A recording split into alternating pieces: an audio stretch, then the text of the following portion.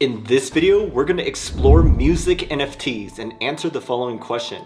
Do they have massive potential or no? You see, many people are looking for the next Bored Ape Yacht Club, but what if you're looking in the wrong place? What if it's not another JPEG collectible, but rather a whole new type of NFT, like a music NFT? Well, one thing we know for sure is that if you want to make a lot of money in crypto, you gotta find a niche before it goes mainstream. So let's see if music NFTs could be such a niche. The vast majority of NFTs right now are JPEGs or picture NFTs, but they don't have to be because NFTs are a flexible technology. The non-fungible token can point to anything, like an audio file for example. As for what it means for an NFT to be tied to a music file, here's a few things that are possible. First, it could represent ownership of a song on the blockchain. Second, it could represent ownership of a specific element in a song, such as a stem. Or third, it could represent a share of royalties for some particular song. Whatever it's used for, all I know is that this is a new tool for musicians to make money and connect with their audience. Because there are so many different approaches to music NFTs, it's no surprise that there's a lot of different platforms too. For example, you got Royal, where you can own a piece of your favorite songs,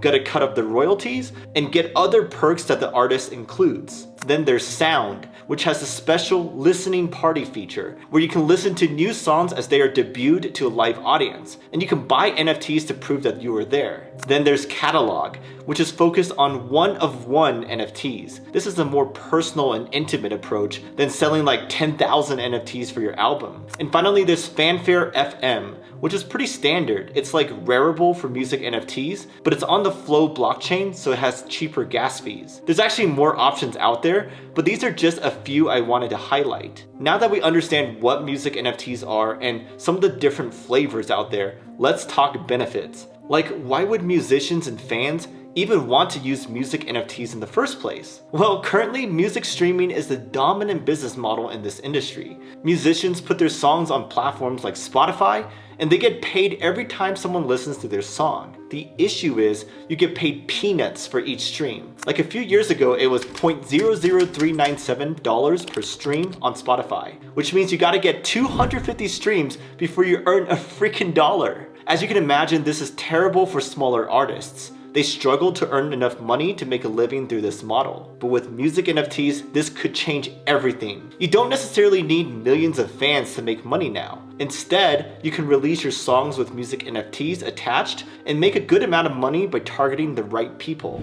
This is the whole 100 true fans thesis. Like, you don't expect everyone who listens to your music to buy your NFTs. But as you work up this pyramid, you get to the smallest group up top, which are your most loyal fans. And with their dedication, you can make enough money to support yourself while you cultivate a relationship with them. This is actually very similar to Patreon, but with this model, fans get a collectible that they can show off and trade. Also, these NFTs are programmable, so they could integrate fan contributions in some way, or even share royalties with the holder. Besides streaming, musicians can also make money by selling physical merchandise or by throwing concerts. But music NFTs are arguably better than these options because they are digital, so they can have way less overhead than merch. They're also way more scalable because for concerts, you can only be in one place at a time. But with music NFTs, you can sell to all your fans around the world at the same time. What we know for sure is that the music industry is dominated by rent-seeking middlemen, such as record labels, publishers, etc. But with these NFTs, musicians can go directly to their audience and capture more value for themselves. I mean, if NFTs were able to change the lives of underpaid and underappreciated artists,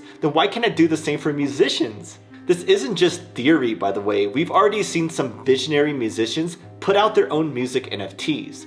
But before we get there, a shout out to Unstoppable Domains, also our sponsors for this video. If you are looking for under-the-radar opportunities with NFTs, then look no further because Unstoppable Domains offers NFT domains such as .crypto, .nft, .x, and a bunch of other ones. It's very similar to the .eth names that we see everywhere. But better, because when you buy an Unstoppable domain, you own it forever. There's no renewal fees, and it's even free to mint. You can use these Unstoppable domains as your crypto wallet, as your Web3 username, and a bunch of other stuff. The best part is that some of these are only $20 to $40, and you can purchase them real fast with your credit card. In fact, we've already seen some huge purchases of these NFT domains in the past. Someone bought business.crypto for cheap and just sold it on OpenSea a couple weeks ago for 39 ETH. And someone else bought sex.crypto and was able to flip it for 230 ETH back in 2020. This really reminds me of the .com gold rush, where people bought and sold hot website names for massive amounts of money. It looks like the same thing could happen here with these unstoppable domains as the crypto world continues to mature. So if you're interested in grabbing some, there is a special offer exclusively through my link below. Alright, back to early adopter musicians of music NFTs. So famous rapper Nas dropped 2 singles on the Royal platform that I mentioned earlier. Snoop Dogg also released his album as an NFT in the form of a stash box. He made this with Gala Games, and if you own one, you get special airdrops like images, comics, films, and concert opportunities too. If you somehow manage to buy all 17 of those, then you get an exclusive concert, a party at Snoop's mansion, limited edition bling, and a lot of other cool stuff like that.